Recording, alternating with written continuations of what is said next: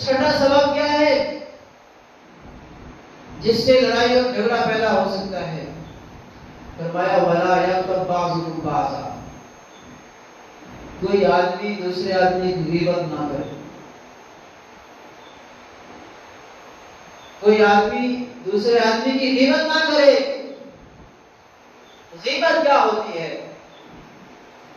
کسی کے اندر اگر کوئی عیب پایا گیا، تم نے وہی عیب جو اس کو ناپسند تھا تم نے آگے نقل کر دیا، یہی غیبت ہے. اگر وہ عیب نہیں پایا گیا، ایسے تم نے اس کی بات آگے نقل کر دی، تو پھر یہ اس کے اوپر تم نے الزام لگایا ہے. حدیث پاک میں آتا ہے الغیبۃ اشد من الزنا. غیبت ایسی بری چیز ہے کہ زنا سے بھی اوپر ہے. یعنی زنا بہت بڑا جرم عظیم ہے، بہت بڑا گناہ ہے. غیبت اس سے بھی اوپر ہے. پھر الزام لگانا یہ غیبت سے بھی اوپر ہے. یہ الزام تراشی کرنا غیبت سے بھی اوپر جاتا ہے. اس کا الزام لگانے کا گناہ غیبت سے بھی اوپر ہے. یہاں پہ بھی اللہ رب العزت نے فرمایا اگر کوئی آدمی دوسرے آدمی کی غیبت کرتا ہے وہ ایسا ہے گویا کہ وہ اپنے سگے مردار بھائی کا گوشت کھا رہا ہو. اللہ معاف کرنا. ہم تو غیبت کو کوئی سمجھتے ہی نہیں ہے. ہمارے معاشرے میں غیبت عام پائی جاتی ہے. اس سے ہمیں اجتناب کرنا چاہیے، بچنا چاہیے. اللہ تعالیٰ نے فرمایا وَلَا يَغْتَبْ بَعْضُكُمْ بَعْضًا، نہ تم میں سے بعض کی غیبت کرے. آگے اللہ تعالیٰ نے اس کا جرم بھی بتا دیا، سزا بھی بتا دی.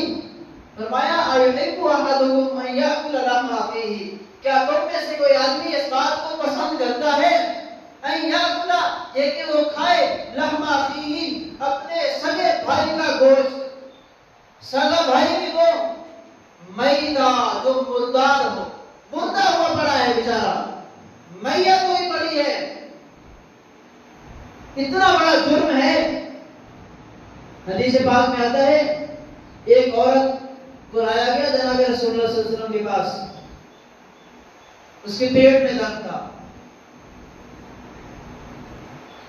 نبی علیہ السلام نے فرمایا اس نے غیبت کی ہے.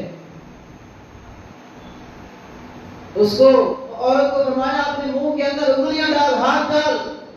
جب اس نے ہاتھ ڈالا الٹی آئی، الٹی کے اندر خون کے لوتھڑے تھے. اس لیے ان چیزوں سے اجتناب کرنا چاہیے، بچنا چاہیے. فرمایا أَن يَأْكُلَ لَحْمَ أَخِيهِ، کیا تم میں سے کوئی آدمی پسند کرتا ہے کہ اپنے مردار بھائی کا گوشت کھائے؟ فَكَرِهْتُمُوهُ، اللہ تعالیٰ فرماتے ہیں اس بات کو ہر آدمی ناپسند کرتا ہے. ہر آدمی اس کو ناپسند کرتا ہے کہ اپنے مردار بھائی کا گوشت کھائے. جس طرح تم اس بات کو ناپسند کرتے ہو کہ اپنے سگے بھائی کا گوشت کھائیں، اس بات کو تم ناپسند کرتے ہو، اسی طرح غیبت کو بھی ناپسند کرو. غیبت بھی اسی طرح ہے.